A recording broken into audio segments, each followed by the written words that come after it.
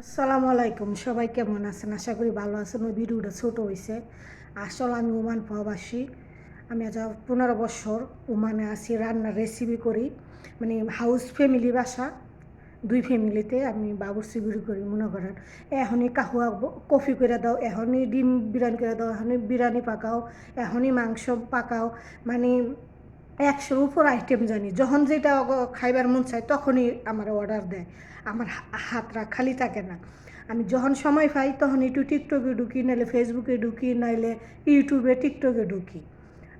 কালকে রাত্রে গোসল করছি, সেই জামা কাপড় অহনো গায়ে, কারণ ডিউটি শেষ করে আমি গোসল দেবো।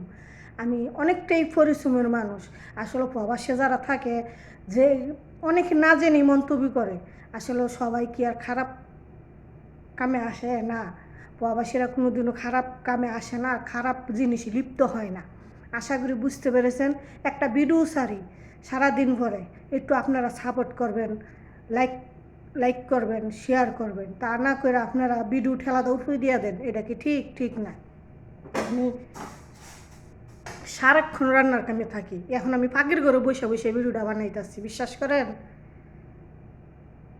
তো সবাই ভালো থাকবেন, সুস্থ থাকবেন। আমার ফলোয়ার যে কয়জন আছেন, আপনারা একটু সাপোর্ট করেন, তাহলে অন্যজনও সাপোর্ট করবার আগ্রহ বাড়বো। ভালো থাকবেন। আমি আপনাদের বোন প্রবাসী।